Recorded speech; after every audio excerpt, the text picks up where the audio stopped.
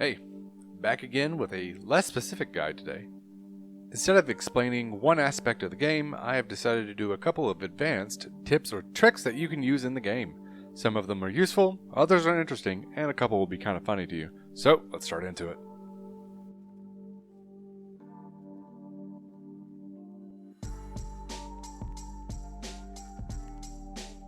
The first tip is literally about making money. As you know, there are varying levels of difficulty, but just how much do they vary? Amateur gives the base amount, which is times 1.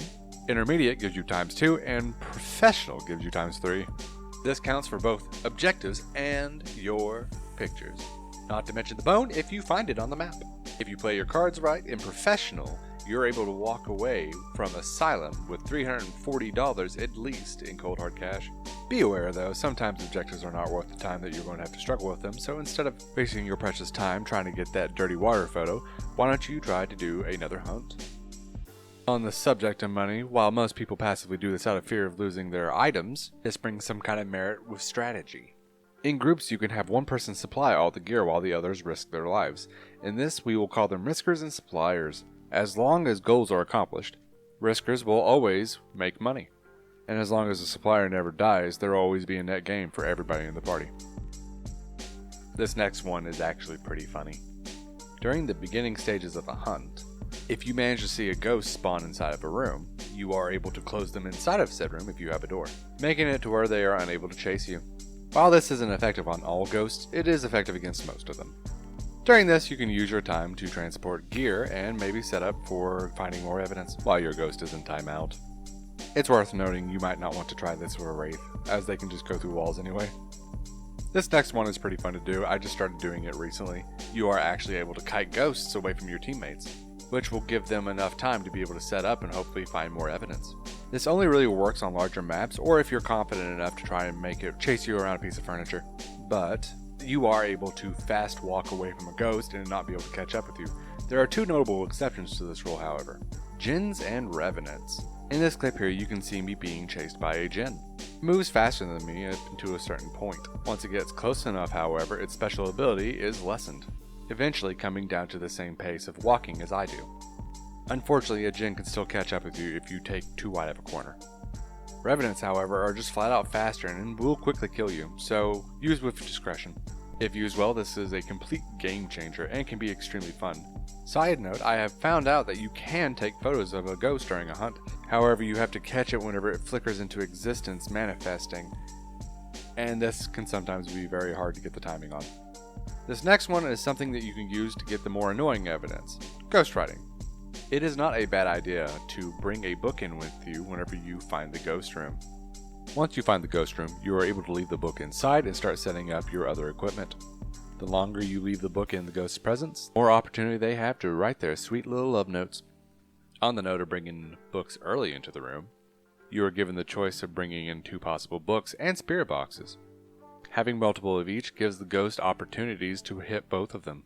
The more of each item in the ghost's presence, the more chance they have to interact with it, which can help knock out some really annoying ghosts. Sometimes it pays to have someone who has extremely low sanity in your group. The lower your sanity, the more of a chance that the ghost is going to hunt or interact with you. When the ghost is deciding how to interact with you, it looks at the average sanities of everybody that's inside the house. So if you need a crucifix triggered, or a picture, or an activity from a ghost, then sometimes you'll have to have somebody who's willing to put themselves in danger to get a good reaction. This next one isn't as simple as just learning. It's going to take some time to train it into yourself. One of the biggest tips I'll give any player is to try and remain calm at all times. In short, when you panic, you don't make good choices. When you panic, you suck. It's okay to be concerned or startled, but always keep a clear head. This lets you make the correct actions in order to survive longer.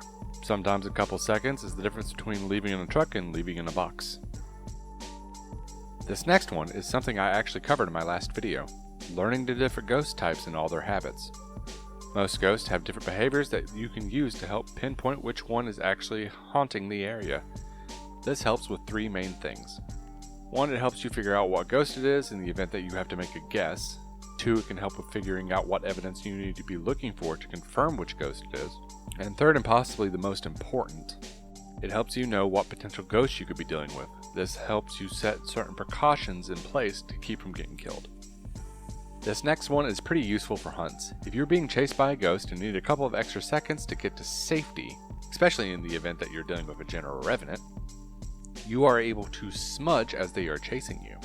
This will cause them to become disoriented and go off into a random direction. As you can see, this works consistently and can be a potential lifesaver. In this one here, I'm being chased and it is gaining ground. This gives me a couple extra moments to find somewhere safe to be. It's also worth noting that some ghosts are more sensitive to this, such as a yore. This next one's just a little bit of a bonus. If you are starting in an asylum or inside of the high school, you are able to use the camera system to be able to figure out where the ghost may be.